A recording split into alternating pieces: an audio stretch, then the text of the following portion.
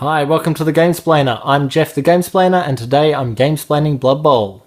In part 1, I covered the basic rules that any new player will need to know to be able to play the game. I've left out all of the stuff about special play cards. They're in there. They add a bit of fun to the game, but for a first game, it probably just gets confusing because there will be some language on there that will need explanation.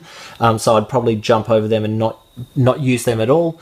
However, there are quite a lot of special play cards that you can use, and look at the rules for how to include them. The other rules that I bypassed were there's the weather rule, so you just need to roll 2 dice before you start the game and refer to the weather table to see if it's nice or if you're going to have -1 or -2 modifiers on various elements. There's a weather table for that. One really important rule that you will need to make sure your players know, but you don't need to give this to them straight up because it'll just confuse them. Give them a turn or two, and then when it looks like they're probably heading towards a touchdown or you're going to want to do it within a couple of turns, disseminate the rule then. The rule is called going for it, and what that means is, say my player has moved 6 squares to get to here, but really actually wants to get to there. You can roll a die, and if you roll anything but a 1, your player can go for the extra square. You're allowed to do that twice per turn. However, if they fail, they will fall over in the square they were trying to go the extra square into, and your team turn will be over. The other really important one is called assisting a block. Now, what that looks like is, if this player is going to block this player, we've got strength 3 against strength 3.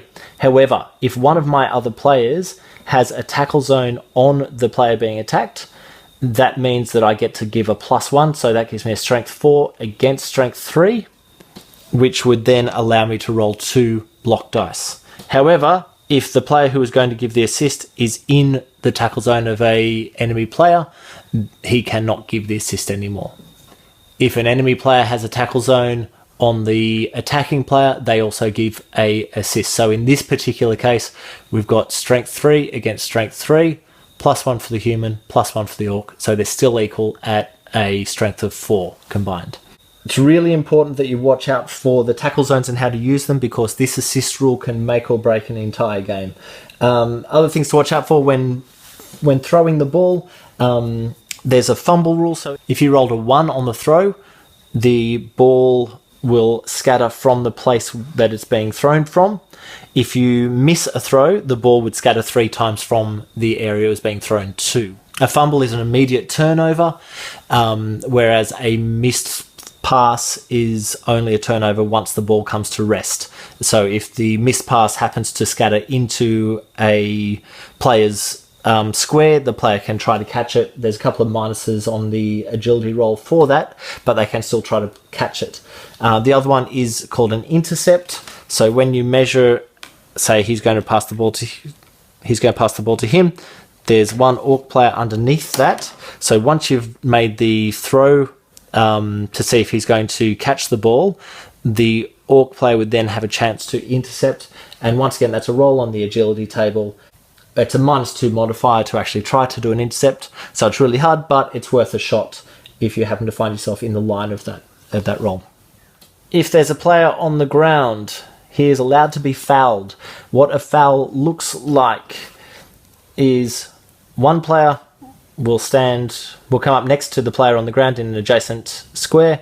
He will get a +1 modifier from every friendly player who's also adjacent to the player being attacked, and you literally roll on the armor table. So if his armor is 7, you would need to roll higher than a 7, so an 8 or more, except that adds an extra 1, so actually only need to roll a 7 or more to be able to knock him out. And then once you have succeeded at that, you then get to roll again on the injury table.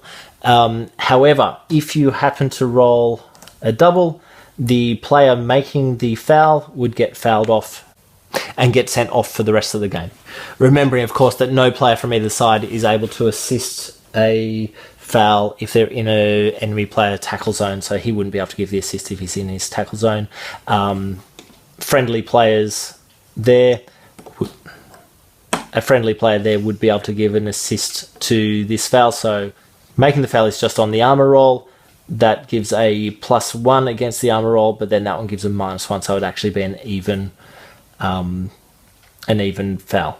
There are many more skills and descriptions, and there are league rules which I really like playing with, that are in the other supplements, and there's many more teams that you can use.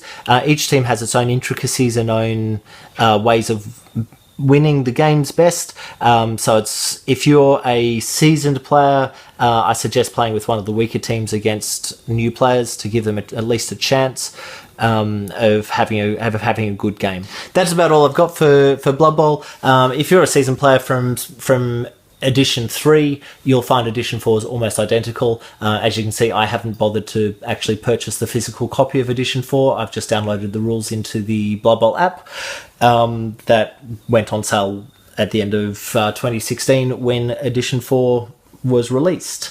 I hope that this has helped you get Blood Bowl to the table. I hope that you'll enjoy many hours of playing. If you have any comments or suggestions, please write them below in the comments section. Please subscribe by hitting the little button icon that should be on the screen now. If you have any games that you wish to be Gamesplained, please shoot me an email at thegamesplainer@gmail.com. Follow me on Twitter and Instagram to see what games I've been playing. And until next time, enjoy gaming.